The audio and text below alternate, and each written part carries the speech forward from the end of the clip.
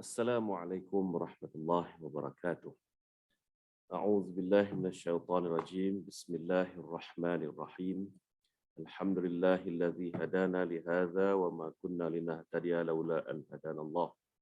Allahumma shalli wa sallim ala sayyidil anbiya'i wal mursalin wa ala alihi wa sahbihi ajma'in. Rabbi shrah li sadri wa yassir li amri wahlul 'uqdatam min lisani yafqahu qawli wa ba'd. Al-Fatihah. A'udzubillahi minasyaitonir rajim. Bismillahirrahmanirrahim. Alhamdulillah. Ar-Rahmanir Rahim. Iyyaka na'budu wa iyyaka nasta'in. Ihdinas siratal mustaqim. Siratal ladzina an'amta 'alaihim ghairil maghdubi 'alaihim. Amin ya rabbal alamin. Yang berbahagia pengurusi surau dan juga seluruh ahli qaryah yang dirahmati Allah. Alhamdulillah, pada pagi ini kita berada di penghujung bulan Syaban. Bulan Syaban, bulan yang diturunkan perintah untuk menunaikan puasa fardu ya, Ramadan, yang mana pada masa sebelum itu puasa telah pun ada ya, dalam kalangan risaan umat Nabi Muhammad SAW, dan ia bukanlah satu kesilapan kalau kita kata sebelum ni sahabat-sahabat tak pernah puasa kan. Maknanya belum ada pernah puasa. Sedangkan puasa dah ada. Ya, dah ada, iaitu satu hari setahun wajib, iaitu puasa Ashura, ya, 10 Muharram. Kali ini Allah Taala turunkan perintah untuk berpuasa dalam bulan Ramadan, sebulan pula. Ya. Konsepnya sama, iaitu menahan makan dan minum pada waktu siangnya, dan pada malam harinya disambut dengan ibadah. Sama juga dengan solat. Kerana gairah kita bercerita tentang Isra wal Mi'raj, sehingga kita kata inilah kali pertama fardu solat difardukan ke atas Nabi Muhammad SAW dan juga umat Islam. Tak betul gitu sebenarnya. Sebab sebelum daripada Isra wal Mi'raj telah pun ada solat fardu, maksudnya bukan solat sunat lagi. Apa itu? Salat wasabbihu bukratan wa asila, ayat itu ya. Bertasbihlah kepadanya pada waktu pagi dan waktu petang. Jadi solat subuh dan solat asar, yang kemudiannya dikenali dengan salatul bardain ya. Itu dia. Jadi sebab itulah ada bila orang bila Nabi sebut man salal bardain ya dakhalal jannah, siapa yang solat bardain masuk syurga. Jadi orang tanya apa ni, habis solat lain macam mana? Sebenarnya dua solat ini adalah solat yang telah difardukan terlebih dahulu sebelumnya. Bila Isra wal Mi'raj, barulah ada 5 solat fardu dengan rakaat-rakaatnya yang berbeza-beza. Ya? Dan sebelum daripada Isra wal Mi'raj juga, kedua solat ini rakaatnya 2. Rakaatnya 2 saja. Mana asal pun 2 rakaat juga. Gitu ya. Dan sejak bilakah berlakunya fardu salat ini? Sejak daripada turunnya surah Al-Muzammil. Itu yang seronok bila kita menyelongkar surah-surah ini ya, termasuklah dari sudut asbabun nuzulnya, kita dapat banyak kisah kan. Sirah itu sendiri sebenarnya berasaskan daripada Al-Quran dan juga Al-Hadis. Dia tak boleh lari. Tidaklah kata kita belajar sirah ni satu benda yang terkeluar daripada Quran dan juga hadis. Itu tak kenalah ya. Sirah ni bukanlah semata-mata cerita.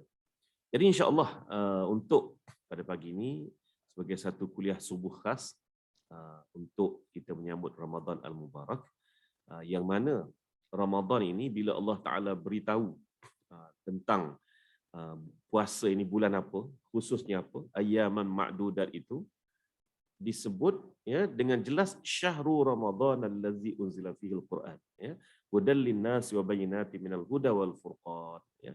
Bahawa bulan Ramadan itu bulan yang diwajibkan puasa ini ya, ayat 183, 84, 85 Allah Taala beritahu tentang puasa, tiba-tiba pada ayat 185 terus Allah Taala sebut syahrul Ramadan. Kan syahrul Ramadan kalau full stop dekat situ, maknanya sekadar Allah Ta'ala nak beritahu bulan Ramadan yang bulan depan ini akan bermulalah puasa. Tapi lihat bagaimana Allah huraikan tentang rapatnya bulan Ramadan itu dengan Al-Quran. Rupa-rupanya bulan Ramadan jugalah bulan diturunkan Al-Quran tadi. Jatuh. Yang depan sikit. Okey. Ni mic tu dah jatuh. Ya? Okey, jatuh okey, baik. Jadi terlupa saya nak sebut tadi. Nak sebut apa? Bulan Sya'ban juga bulan diturunkan ayat supaya kita ni berselawat ke atas Nabi sallallahu alaihi wasallam. Sebab itulah salah satu daripada gelaran kepada bulan Sya'ban ini bulan selawat, tuan-tuan ya. Bulan selawat. Dan boleh jadi itulah juga sebabnya Nabi sallallahu alaihi wasallam memperbanyakkan puasa dalam bulan Sya'ban sehingga hampir penuh puasa dalam bulan Sya'ban tadi. Hampir penuh. Kata isteri-isteri Nabi, tak pernah Nabi SAW berpuasa hampir penuh sebulan, melainkan bulan Sya'ban. Bulan Ramadan tu bulan wajib lah. Yang bulan-bulan selain bulan Ramadan ini, Nabi tidak pernah berpuasa penuh seperti berpuasa dalam bulan Sya'ban. Boleh jadi sebab Nabi bersyukur kerana perintah supaya kita berselawat ke atas Nabi itu turunnya juga dalam bulan Sya'ban. Ya? Baiklah. Jadi pada pagi ini, marilah kita insya-Allah pada pagi ini saya akan ambil separuh, dan kalau tidak ada aral dalam kuliah subuh khas dalam bulan Ramadan nanti, saya akan sambung lagi separuh. Apa itu? Tadabbur tentang suatu surah yang merupakan surah kehidupan, surah hayat, ya. Suratul Nur. Jadi Suratul Nur, siapa yang ada dalam handphone dia Al-Quran tu, boleh kita sama-sama buka, sama-sama untuk kita menghayati tadabbur Suratul Nur dan juga mengutip sirah-sirah yang ada di situ. Ya. Jadi Suratul Nur ini tidak banyak ayatnya, hanya 64 ayat saja. Kan? Namun dalam Suratul Nur ini ada sekurang-kurangnya 18 atau 19 pokok bicara, 19 tajuk yang menyentuh tentang kehidupan kita pada hari ini. Jadi Suratul Nur bermula dengan Bismillahirrahmanirrahim. Suratun anzalnaha wa faradnaha wa anzalna fiha ayatin bayyinatin la'allakum tazakkarun. Ya. Allah Taala bermula dengan terus dengan kalimah surah. Surah itu apa dia? Surah yang telah kami turunkan padanya, ya. Yang telah kami turunkan padanya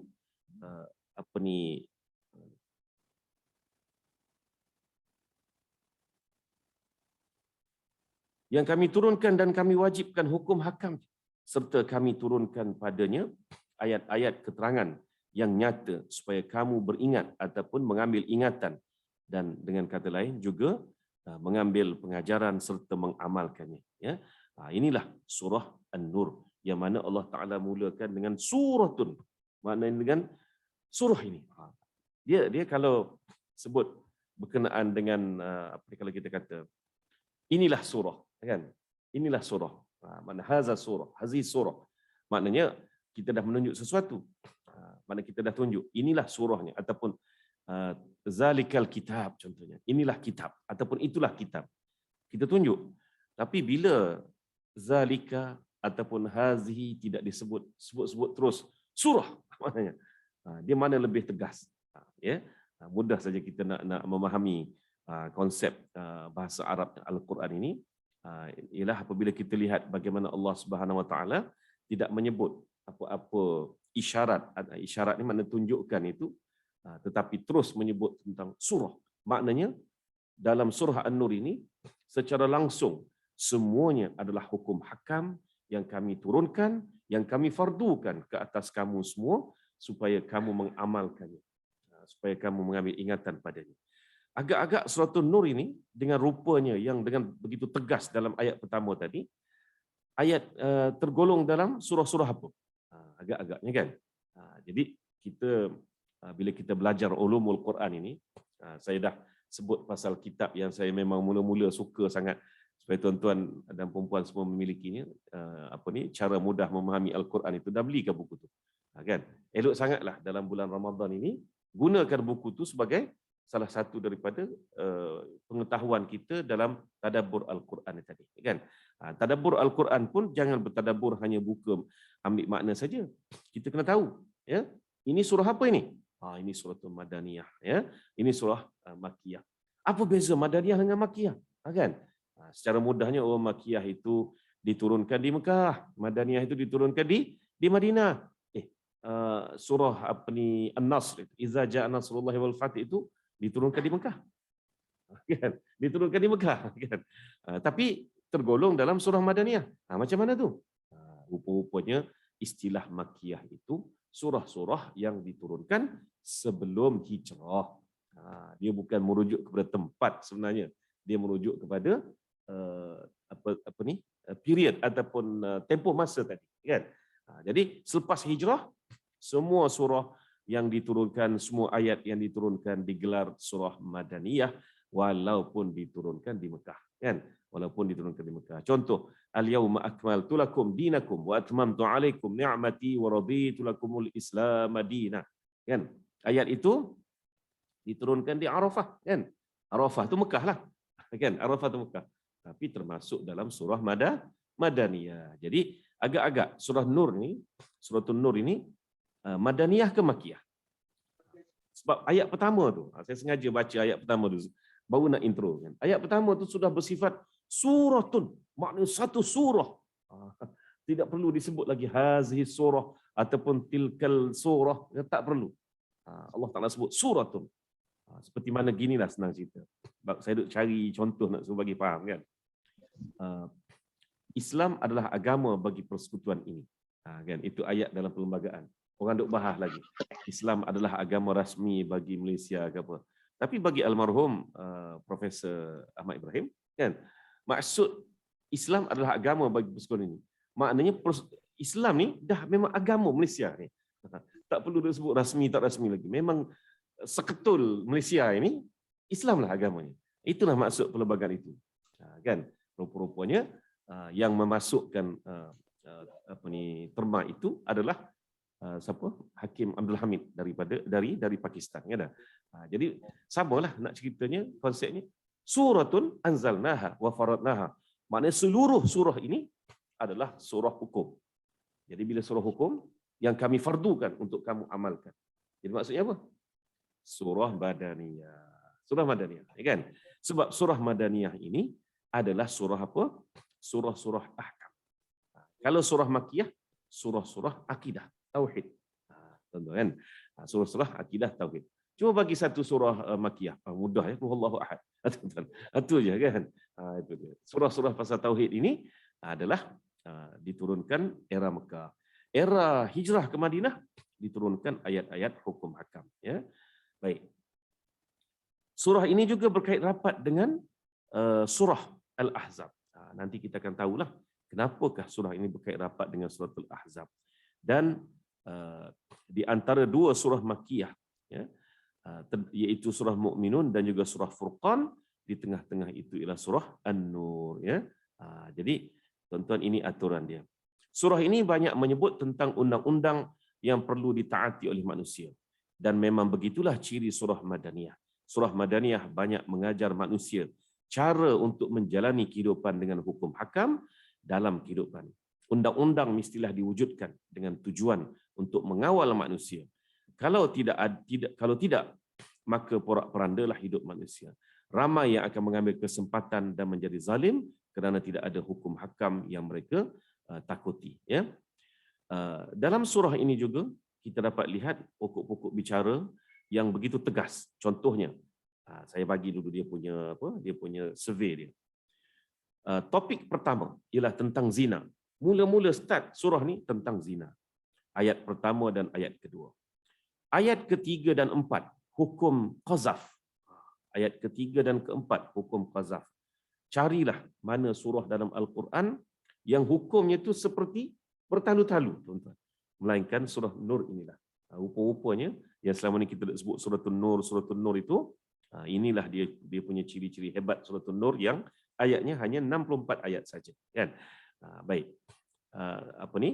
Ayat ketiga keempat hukum pasal qazaf. Ayat kelima hingga 10 hukum li'an. Apa itu li'an? Li'an ialah seorang suami yang telah menuduh isterinya berzina dan juga melaknat isterinya. Ayat ke-11 menceritakan tentang peristiwa ifki, hadisul ifki yang telah melanda Aisyah radhiyallahu anha. Hadisul ifki. Ayat ke-12 hingga 14 perintah supaya berhati-hati dan juga jangan percaya tentang berita bohong. Ayat 15 hingga 20 senang cerita, saya guna istilah mudahnya, ayat yang mencegah ataupun menegah daripada forward sesuka hati. Itu dia kan. Ayat jangan kita menyebarkan berita sesuka hati. Ayat 15 hingga 20. Rupanya dah ada, kan? Walaupun sekarang ini ada istilah forward ni kan. Share lah, forward lah, macam-macam lagi. Dalam ayat 15 hingga 20 surah An-Nur telah ada perintah supaya jangan sekali-kali ya kita menyebarkan berita yang tidak benar, dan 5 ayat tentang perkara ini sudah tentu bahawa penyebaran berita ini sudah dianggap sebagai suatu barah, suatu masalah dalam masyarakat manusia sejak dahulu. Ayat 21 hingga 23. 3 ayat tentang sumpah Abu Bakar. Apakah itu sumpah Abu Bakar? Sehingga kan disebut dalam surah ini tentang sumpah Abu Bakar itu tadi. Ayat 24 hingga 27. Perintah ataupun tata cara bertetamu ataupun menjadi tetamu, berziarah ke rumah orang. Jangan masuk rumah orang secara melulu. Ayat 28 hingga 30. Perintah supaya menjaga mata, menjaga pandangan. Ayat 31 tentang aurat wanita. Ayat 32 hingga 33. Anjuran supaya berkahwin. Ya, sebab perkahwinan inilah akan melahirkan perhubungan murni antara dua manusia. Ya. Dan ayat 34 hingga 36, ayat yang masyhur dengan nur ala nur. Banyak khat ini kita pergi ke mana-mana pun jumpa kan. Khat nur ala nur. Apa itu nur ala nur? Ayat 37 hingga 40 adalah ayat berkenaan dengan hukum hakam perniagaan dan juga jual beli. Dan ayat ke-41 hingga 43 dalam dalam hukum hakam yang bertalu-talu dalam surah An-Nur ini ada juga Allah Taala memerintahkan supaya kita melihat kepada alam ini, melihat kepada alam ini, iaitu perintah supaya kita melihat kepada awan, ya dah. Yang mana disebut dalam ayat ini, alam tara annallaha yusabbihu lahu man fis samawati wal ard wat tayru saffatin kullun qad alima salatahu wa tasbihahu wallahu alimun bima yaf'alun. Ya, tidakkah kamu tahu bahawasanya Allah kepadanya jualah bertasbih apa yang ada di langit dan di bumi, dan juga burung-burung yang mengembangkan sayapnya masing-masing telah mengetahui cara solat ataupun cara sembahyang dan tasbihnya, dan Allah Maha mengetahui apa yang mereka kerjakan. Ya, jadi tuan-tuan, walaupun dalam hukum hakam tetap ada juga 3 ayat di tengah-tengah itu supaya kita melihat kepada alam ini, alam kejadian Allah Subhanahu Wa Taala. Dan ayat ke-44 hingga 48 khusus berkenaan dengan perintah apabila Rasul sallallahu alaihi wasallam menyeru kita, memanggil kita. Ya. Jadi kalaulah dalam kehidupan kita pada hari ini Rasulullah sallallahu alaihi wasallam sudah wafat, tidak berada dengan kita secara zahir dan juga secara fana ini lagi. Jadi agaknya apakah hukum ini, ya? Maka sudah tentulah hukumnya supaya kita mengembangkan perintah-perintah Rasulullah SAW dalam kehidupan kita. Jadi tuan-tuan, janganlah pula menggunakan kesempatan ayat ini untuk menunjukkan malam tadi dia jumpa Rasulullah perintah dia begini contohnya kan. Maka itu juga jadi satu ayat perintah, tak boleh tuan-tuan. Apa yang ada dalam mimpi, walaupun mimpi daripada mimpi bertemu Rasulullah SAW contohnya, ia tidak boleh jadi hukum, ya, jadi hukum umum. Jadi kalaulah betul seperti mana didakwa bahawa dia telah Rasulullah SAW telah hadir dalam mimpi dia malam tadi, dan Rasulullah memerintahkan dia membaca ayat-ayat ini, zikir-zikir ini contohnya, ya, itu memang benar. Tapi untuknya dia tak bolehlah nak memaksakan orang. Apatah lagi nak mengaku jadi sahabat pula sebab dah jumpa Rasulullah kan malam tadi. Kan? Tak boleh. Itu dah. Tapi itulah, kadang-kadang saya terfikir juga kan, apabila ceritanya tu dah macam tu kan, ceritanya tu dah macam tu, terfikirlah Rasulullah SAW nak hadir ni dalam mimpi ni, ataupun mimpi bertemu Rasulullah ni, ya kan? Ni ciri-ciri orang yang nak bertemu Rasulullah tu sendiri pun sudah ciri-ciri orang yang baik, soleh. Ya kan? Tapi kalau sampai ke tahap bila dia mimpi saja, dia keluar cerita mengarut, mimpinya tadi tu kita dah query dah kan. Adakah betul dia mimpi tu jumpa Rasulullah? Dia kata betul. Sebab kedengaran semua orang pakat mengatakan Rasulullah kan. Kan dah kata. Dia kalau mimpi betul jumpa Rasulullah SAW, tubuh jasad itu mesti mengaku dia adalah Rasulullah SAW. Tak kiralah dalam bahasa apa. Kan? Kalau dia tu memang bahasa Inggeris, contohnya bahasa ibunda dia, ya Rasulullah akan bercakap dengan dia dalam bahasa yang dia faham lah. Kan? Bahasa yang dia faham, tak kira. Walaupun dia bahasa Jerman sekalipun, dia akan bercakap dalam bahasa yang dia faham. Kan? Jadi, tuan-tuan, kalau sekadar nampak satu lembaga, satu body, satu tubuh yang tak pun bercakap, cuma bising-bising kedengarannya, Rasulullah, mari kita pergi dekat Rasulullah, semua kelihatan dalam mimpi itu menuju kepada body tersebut, percayalah bahawa itu masih lagi mainan syaitan. Dia kata, bukankah tak boleh kan? Syaitan kan tak boleh meniru Rasulullah kan? Itu dah janji dia akan hancur. Iyalah, masalahnya si jasad itu, body itu tak pun mengaku dia itu Rasulullah.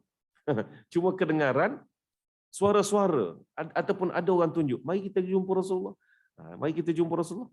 Mana? Tu Rasulullah. Senyap, tegak, begitu. Tak bercakap si jasad tu tadi. Lepas tu bila kita cerita macam tu, dia pula kata pula, dia kata tidak kan, kalau berjumpa dengan roh-roh tu tak bercakap, itu sebenarnya momokkan dongengan-dongengan dari masyarakat kita, tak tahu asasnya kat mana. Kalau tak mengaku, yang macam mana kita nak tahu dia tu Rasulullah? Mana macam nak tahu? Sebab itu berhati-hatilah dengan mimpi-mimpi macam tu. Bahkan pada pandangan saya lah, kalau orang yang bermimpi jumpa Rasulullah sendiri, sebenar maknanya, dia takkan sebar cerita-cerita tu secara mudahnya. Dia takkan sebar. Bahkan dia semakin jadi tawaddu', semakin jadi khusyuk, semakin berfikir-fikir apa yang dia jumpa dengan Rasulullah tadi tu menjadi amalan dia. Macam itulah. Kalaulah mimpi, terus sebar. Apatah lagi, berkali-kali pula jumpa Rasulullah, dia beritahu. Biasanya, memang tak nafi, ada para awliya Allah bertemu dengan Rasulullah berkali-kali dalam mimpi mereka. Itu memang berlaku. Tapi tengoklah, ada dia cerita. Dia tak cerita. Yang tahunya selepas dia wafat. Almarhum Tuan Guru Datuk Arundin. Saya belajar dengan dia. Saya belajar dengan dia. Dia cerita tadi itu kepada anak murid dia dalam kuliah tertutup dia. Tapi oleh kerana kuliahnya itu memang sudah dirakam, itu jadi tersebar. Datuk Arundin tidak menyebarkan pertemuan dia dengan Rasulullah itu secara ceramah terbuka. Tak ada sebenarnya. Saya mengikuti jugalah kuliah ceramah-ceramah beliau sepanjang hayat dia, dan beberapa kali juga menjadi moderator dalam forum dia. Kalau orang jemput je, Ustaz, nak jemput ni jadi moderator forum. Dah ada program masa tu, tapi sekali bunyi nak gandingkan dengan ahli panel, Datuk Arundin, kalau masa elok lagi, saya tetap nak jadi moderator dengan Datuk Arundin lagi. Sebab apa? Nak ambil ilmu dia tadi. Tak pernah dia cerita benda ni secara terbuka sebenarnya. Tak pernah. Dia dalam kuliah dia betul. Sepanjang ingatan saya batch 19, Darul Syifa batch 19. Setahun punya pengajian tadi tu. Saya ingat saya sekali je dia cerita pasal pertemuan dengan Rasulullah. Itu pun kerana nak mengulas isu-isu tadi lah. Isu yang orang duk dakwa jumpa Rasulullah begini. Itu sekali je. Kan? Sepanjang setahun kita duk berkuliah dengan dia. Setiap hari Isnin malam tu, duk berulang ke Darul Syifa. Sekali je dia cerita. Bukan maknanya dia cerita secara umum. Ini pantang ada mic, duk cerita. Siap buat Facebook lagi. Bahawa Allah jumpa Rasulullah begini, siap dengan rupa orang ni dan sebagainya. Itu dah kena berhati-hatilah. Berhati-hati. Baik. Seterusnya, ayat 49 hingga 53 tentang sifat-sifat munafik. Almarhum Buya Hamka mengatakan dalam Al-Quran ada 11 surah yang Allah Ta'ala bongkar berkenaan dengan sifat-sifat munafik ni tadi. Termasuklah surah Al-Munafiqun. termasuklah surah Al-Munafikun. Yang menariknya tuan-tuan, muslimin dan muslimat dirahmati Allah, semasa turunnya ayat surah Al-Munafikun itu berlaku dalam perjalanan pulang daripada peperangan Bani Mustalaq. Peperangan Bani Mustalaq. Peperangan Bani Mustalaq ini Rasulullah SAW dan umat Islam mendapat kemenangan yang gilang gemilang. Yang gilang gemilang. Sebab apa? Sekelip mata Bani Mustalaq jatuh ke tangan muslimin. Sebab Rasulullah telah menggunakan taktik membuat kepungan secara senyap. Membuat kepungan secara senyap sehingga apabila Rasulullah SAW mengangkat bendera, lalu orang-orang Bani Mustalaq ni tadi baru bersedia nak pergi capai senjata mereka, sedangkan mereka dah dipegang oleh tentera-tentera muslimin. Jadi sekelip mata. Dan pertumpahan darah yang cukup minimum, pertumpahan darah yang cukup minimum, dan kemenangan itu menyebabkan umat Islam tiada kemalangan jiwa dan mendapat harta rampasan perang yang banyak. Nak balik ke Madinah, nak bawa balik tawanan dan juga harta ni tadi, perjalanan ke perkampungan Bani Mustalaq itu hampir 200 km, tuan-tuan. Maknanya makan masa berhari-hari. Dalam perjalanan pulang inilah Allah Ta'ala menguji umat Islam dengan keimanan mereka apabila telah dihasut oleh munafik Abdullah ibni Ubay bin Salul, kan? Telah dihasut oleh munafik. Hasutan pertama hampir menyebabkan bergaduh antara Muhajirin dan Ansar. Hampir menyebabkan bergaduh antara Muhajirin dan Ansar. Dan Rasulullah SAW menggunakan taktik mudah sahaja. Ya, ceritanya pada masa persinggahan itu sudah hampir malam, senja ataupun petang lah kita kata, ya, hujung petang, hujung hari dah. Jadi semua pakat nak berehat. Dalam proses nak mengambil kayu api, nak mengambil air dan sebagainya untuk berkhemah ni tadi, ya, tiba-tiba berlaku pergeseran kecil di Telaga Muraisya' namanya, Telaga Muraisya', dan hampir bertumbuk bergaduh dan berperang pula sesama muslimin. Tuan-tuan, bukan mudah Nabi sallallahu alaihi wasallam hendak mengendalikan, ya, antara Ansar dan Muhajirin. Bukan semudah Nabi isytihar persaudaraan antara Ansar dan Muhajirin. Tidak. Ujian-ujian itu tetap melanda. Tapi kita dapat lihat bagaimana Rasulullah SAW menyelesaikan ujian ini dengan mudah, dengan cekal, dengan beraninya, dan juga umat Islam menyahut penyelesaian ini. Apa kata Nabi SAW bila dilaporkan kepada baginda berkenaan dengan Muhajirin dan Ansar hampir bergaduh, hampir bertetak sesama sendiri, ya? Rasulullah kata, bangun, semua bangun, kita bergerak sekarang. Baru saja berhenti untuk berehat kerana hari dah senja, dah hampir malam, Rasulullah SAW perintahkan bergerak semula. Bila bergerak semula, tuan-tuan, sepanjang malam bergerak, siang esoknya terus bergerak sehinggalah hampir waktu asar keesokan harinya, ya, barulah Nabi sallallahu alaihi wasallam perintahkan supaya kita berehat di suatu tempat yang lain. Jadi tak jadi berehat di Telaga Muraisya' itu tadi. Berehat di tempat lain. Bila sampai berehat di tempat lain itu, maka tuan-tuan semuanya keletihan dan masuk je malam, tidurlah masing-masing, ya. Turunlah surah Al-Munafikun. Dalam surah Al-Munafikun itu Allah Ta'ala membongkar segala kesumat yang berlaku, yang telah ditabur oleh orang-orang munafik ini, khasnya Abdullah bin Ubay bin Salul. Jadi tuan-tuan, bila turun surah Al-Munafikun memang terpukul habislah Abdullah bin Ubay bin Salul. Adakah dia berasa malu? Adakah dia berasa macam insaf kerana turunnya surah Al-Munafikun? Tidak, tuan-tuan. Tidak insaf. Apabila meneruskan perjalanan berikutnya, berlaku pula Aisyah ketinggalan dalam rombongan. Itu jadi hadisul ifki dalam apa ayat yang ke-11 itu berkenaan dengan hadisul ifki, maknanya berita-berita bohong, berita-berita fitnah kepada Aisyah radhiyallahu anha, kan? Sekali lagi dia masuk jarum, munafik ni.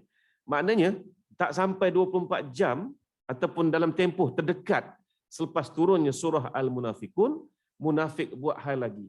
Fitnah pula Aisyah kononnya telah berkhulwat dengan Safwan bin Mu'attal radhiyallahu anhuma, ya. Apabila Safwan ini, tugas Safwan itu sebenarnya sebagai tentera peninjau. Jadi Safwan dia pergi ke depan, lepas tu dia pusing ke belakang, itu peranan dia. Jadi apabila nampak saja, apabila tentera muslimin telah bergerak meninggalkan tempat itu, Safwan dengan tugasnya telah bergerak pusing, tengok jika ada yang tertinggal. Memang ada yang tertinggal kali ini, seorang wanita yang tertidur di atas seketul batu besar. Dan apabila wanita itu terkejut, bangkit, ya, Safwan terus mengenali dengan katanya, ya, Ummul Mukminin, kata dia. Maksudnya dengan terkejut, bahawa ya ni dalam bahasa Melayu kita nak kata apa? Maknanya, wah, Ummul Mukminin, terkejut. Safwan terus turun dari untanya dan mendudukkan untanya dan mempersilakan Aisyah naik. Macam mana dia boleh kenal Aisyah? Safwan ni tadi. Sedangkan Ummul Mukminin tidak dibenarkan bebas bergerak dalam masyarakat. Kenapa? Ini dibahaskan oleh ulama-ulama tafsir ni, ya. Sebab Ummul Mukminin, isteri-isteri Nabi, diwajibkan memakai purdah, niqab.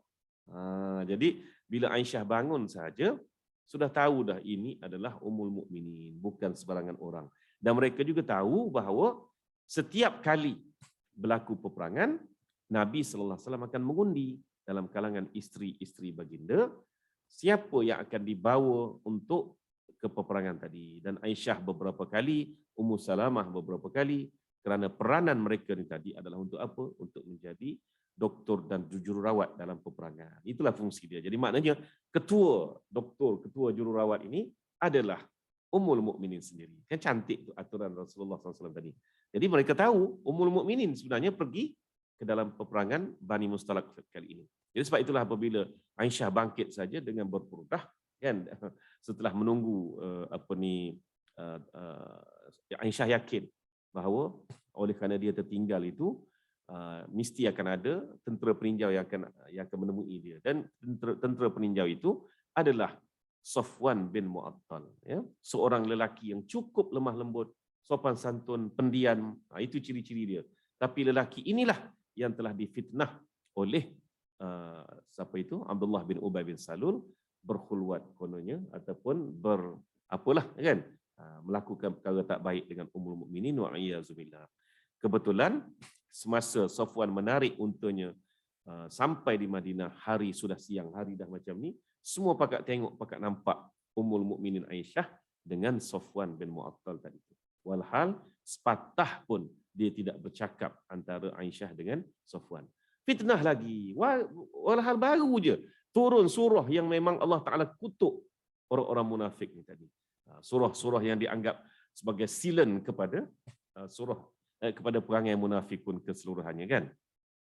Berlaku lagi, dia buat hal lagi. Inilah nak ceritanya Abdullah bin Ubay ni tak serik-serik. Walaupun sudah ada surah dalam Al-Quran itu namanya surah Al-Munafikun. Ya, Buya Hamka dia kaji, dia mendapati ada 11 surah yang menyentuh tentang Al-Munafikun, golongan munafikun. Saya baca, saya tak nak sebutlah nama kitab tu. Hebat tak hebatnya Buya Hamka ni sebagai seorang ahli tafsir, walaupun dia Melayu, kan, walaupun dia ulama alam Melayu, jangan anggap ulama alam Melayu ini ilmunya tidak sehebat ulama di tanah Arab, tuan-tuan. Saya baca satu tafsir, ya.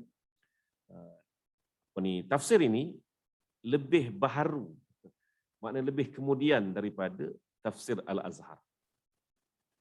Dalam tafsir itu mengatakan terdapat 8 surah yang menyebut berkenaan dengan perangai munafikun dalam Al-Quran. Sedangkan Buya Hamka telah menyebut bahawa ada 11 surah. Itu saya pun jadi pelik, kan. Mula-mula baca tu pelik. Kenapa dia menganggap begitu? Rupa-rupanya pengamatan Buya Hamka ni lebih halus.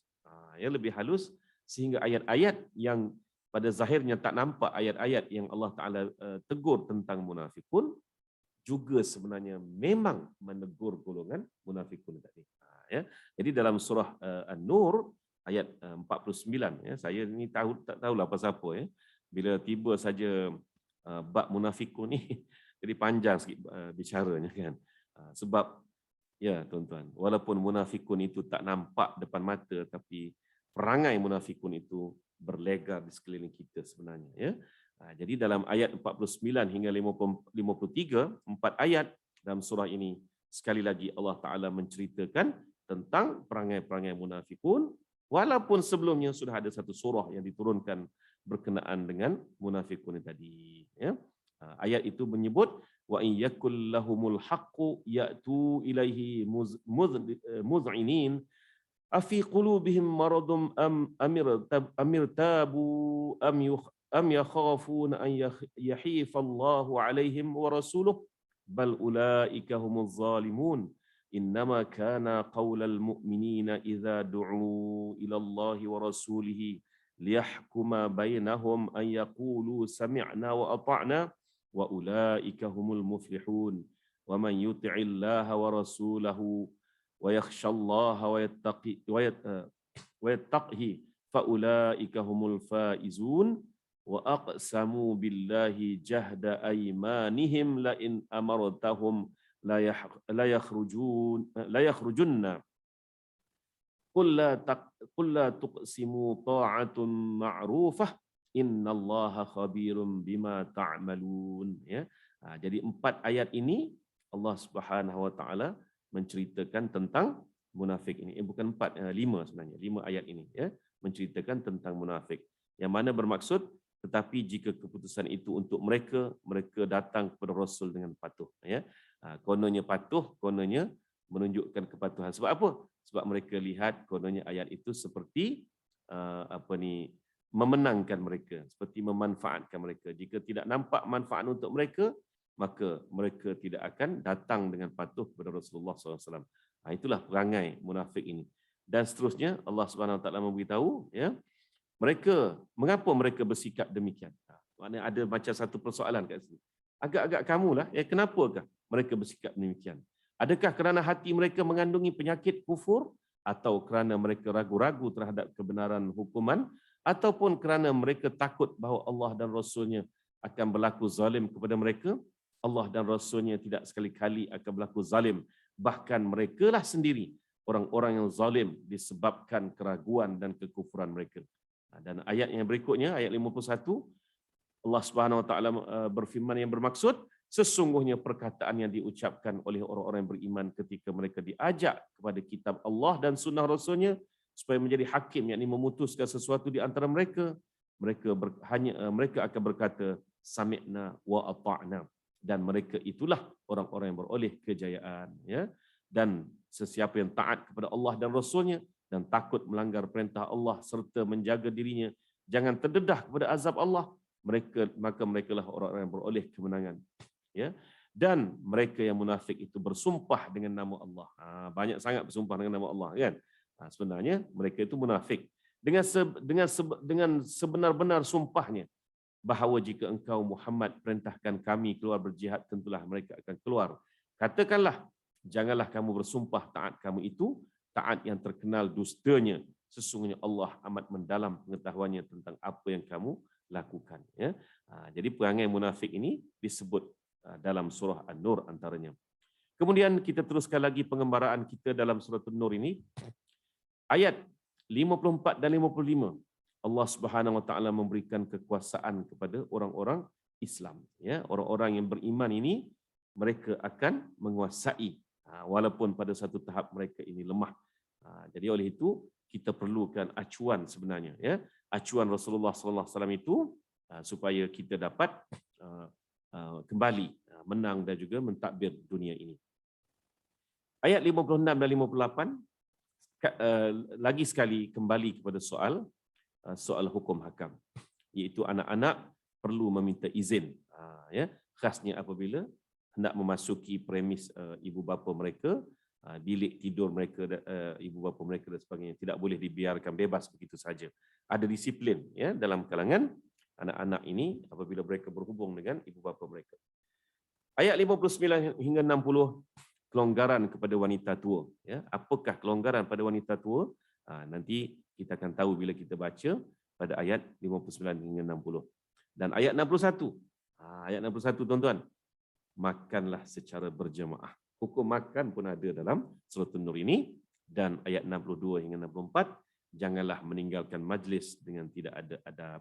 Agak-agak berapa semua sekali topik yang ada dalam surah An-Nur ini, ya. Berapa topik semuanya?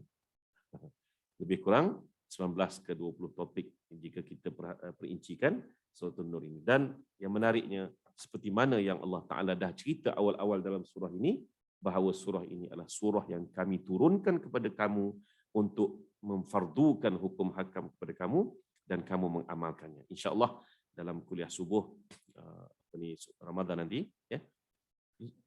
Tazkirah ya? Oh, tu kajian tazkirah. Saya akan menyentuh sikit berkenaan ini.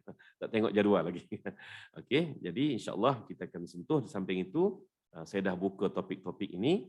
Tuan-tuan bolehlah jadikan surah An-Nur ini sebagai salah satu surah yang tadabbur di dalam bulan Ramadan nanti, ya. Okey, saya nak sentuh sikitlah sebagai penutup kuliah kita pada pagi ini. Apa maksud tadarus sebenarnya? Apa maksud tadarus? Ya. Bulan Ramadan kita semua mengejar-ngejar untuk menamatkan Al-Quran. Itu bagus. Ada orang dia kata, dia kata bulan Ramadan insya-Allah 3 kali lipat kan habis. Oi, bila dia sebut 3 kali lipat, kita pun terfikirlah siapa partner dia. Kan? Mesti tadarus 3 kali kata dia. 3 kali 3 pusingan. Partner dia siapa? Isteri dia kah? Anak-anak dia? Mesti kalau dia hebat 3 kali, partner dia pun 3 kali juga kan? Jadi tadarus ni dia sebenarnya ialah mesti berteman. Seorang yang mendengar dan menegur, tasmi' dia panggil, ya. Itulah maksud tadarus sebenar. Jadi kalau 3 kali lipat seorang-seorang menghadap dinding saja contohnya, itu dipanggil tilawah. Ya. Tak ada masalah, bagus, bukan tak bagus. Tapi kalau kita hanya tilawah dan tidak tadarus, tak capai roh tadarus tadi. Ya. Sebab apa? Tadarus ini adalah amalan Rasulullah SAW sepanjang bulan Ramadan, kerana setiap hari baginda akan didatangi Jibril alaihissalam. Jibril datang membacakan ayat-ayat Al-Quran. Seperti mana kita tahu, ayat-ayat Al-Quran itu sebenarnya telah pun sempurna dikalamkan oleh Allah Ta'ala pada hari diturunkan Al-Quran. Namun diturunkan ke langit dunia, dan dari langit dunia wallahu alam di mana, dari situ diturunkan sedikit demi sedikit kepada Rasulullah SAW melalui Jibril. Dan aturan ayat itu dia tidaklah kata turun Fatihah dulu, lepas tu turun 5 ayat Suratul Baqarah, kemudian 3-4 ayat pula dalam Suratul Baqarah. Tidak begitu. Dia diturunkan pada masa Allah Ta'ala tentukan. Bilakah penurunannya tadi. Jadi tuan-tuan, apabila tiba bulan Ramadan, maka disitulah datangnya Jibril untuk semata-mata mengatur ayat-ayat yang telah diturunkan sehingga mengikut susunannya yang telah ditentukan dalam kalamullah yang asal. Kalamullah asal, ya. Jadi Nabi SAW tidak akan melepaskan ataupun terlambat sedikit ataupun terlewat sedikit, terawal sedikit pun tidak. Tepat Rasulullah akan menunggu Jibril pada masa dia ditentukan untuk turun menemui Rasulullah SAW. Sebab itulah katanya sahabat-sahabat, Nabi SAW ini dalam bulan Ramadan bergerak seperti angin kencang, kan? Sebab apa? Sebab dia ada jadual untuk tadarus dengan Jibril ni tadi, dan dalam tadarus inilah Nabi mendengar bacaan Jibril dan disampaikan kepada para sahabat mengikut susunannya yang terkini. Bahkan setelah kembali daripada menunaikan ibadah haji pada tahun 10 Hijrah, setiap hari Jibril mendatangi Nabi sallallahu alaihi wasallam. Nabi sakit selepas 2 bulan 10 hari kembali dari haji, ya. Dari Mekah kembali 2 bulan 10 hari. Selepas itu Nabi pun mula sakit-sakit sehingga membawa kepada kewafatan baginda sallallahu alaihi wasallam. Jadi tuan-tuan, sepanjang sebelum Nabi sakit itu, Jibril turun lagi untuk membacakan ayat-ayat Al-Quran dan menyusun ikut susunannya yang sebenar, menandakan sudah tamat, tidak ada lagi ayat-ayat yang diturunkan dan disampaikan kepada para sahabat. Itu maksud tadarus. Jadi tuan-tuan, selain daripada tilawah untuk personal, tadaruslah, ya. Tadarus ni walaupun habis 1 pusingan saja pun itu lebih baik. Kerana apa? Kerana kita mendapat pensahihan daripada seorang guru ataupun orang yang lebih berpengalaman, ataupun mereka ini tak adalah guru, tak adalah pengalaman lebih sangat pun. Tapi tajwid mereka itu maknanya berada pada level yang sama dengan kita, pun itu lebih baik daripada kita baca seorang. Kenapa? Sebab bila kita baca, dia dengar, dia boleh tasahih, tak betul tu sebutan tadi tu, kan? Kenapa dot jadi dal tu contohnya? Kita tak sedar. Sebab kita duk ingat kita dah sebut dot, kan? Tapi rupa-rupanya yang keluar daripada mulut kita bunyi dal. Janganlah pula bila ditegur, dia balas balik. Baca dot dah tadi. Hamba baca dot dah tadi sebenarnya. Tapi hamba dengar dal. Duk balas waktu. Tak ada. Tak usah tadarus. Jadi gaduh lah pula kalau macam tu, kan? Kita kena, melainkan si tasmik itu tadi tu telinganya agak berat, kan? Agak tersumbat. Carilah pentasmik lain lah, kan? Setiap kali kita duk sebut dot, dia duk dal. Ni ada something kat telinga dia ni. Carilah orang lain, kan? Sebenarnya guru-guru Quran kata apa? Guru-guru Quran kata, engkau jangan ikut apa yang keluar pada mulut engkau.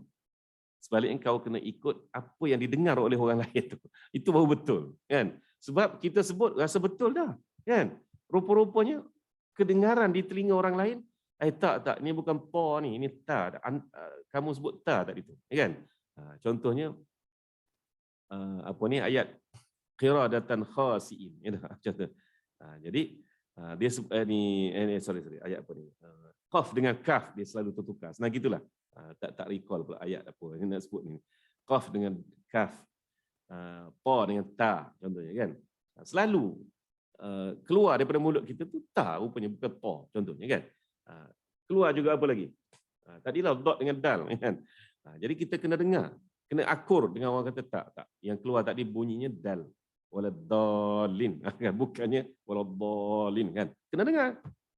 Kita duk buka. Tak. Saya sebut dot dah tadi. Tak naklah dengan anda ni, kan? Sebab anda ni mengarut contohnya. Kalau tak puas hati dengan dia, apa? Cari orang lain. Orang lain pula keluar kata betul. Kalau dah 2 orang kata betul, yang keluar tu dal bukan dot. Silap siapa? Silap kita lah tu, kan? Itulah sebenarnya tadarrus. Ya, itulah sebenarnya tadarrus. Ini yang dikehendaki dalam bulan Ramadan, kita mengambil kesempatan untuk memperbetulkan bacaan Al-Quran kita. Wallahu a'lam. Selamat menyambut Ramadan, selamat berpuasa. Mohon maaf atas salah silap dan terkasar bahasa sepanjang saya berkuliah dengan tuan-tuan dan puan-puan. Kita tangguhkan dengan tasbih kafarah dan juga surat Subhanakallahumma wa bihamdika asyhadu an la ilaha illa anta. Bismillahirrahmanirrahim. Wal 'asr innal insana lafi khusr illa alladziina aamanu wa 'amilus shalihati wa tawassaw bil haqqi wa tawassaw bis sabr. Shadaqallahul 'azim wa billahi taufiq wal hidayah. Wassalamu alaikum warahmatullahi wabarakatuh.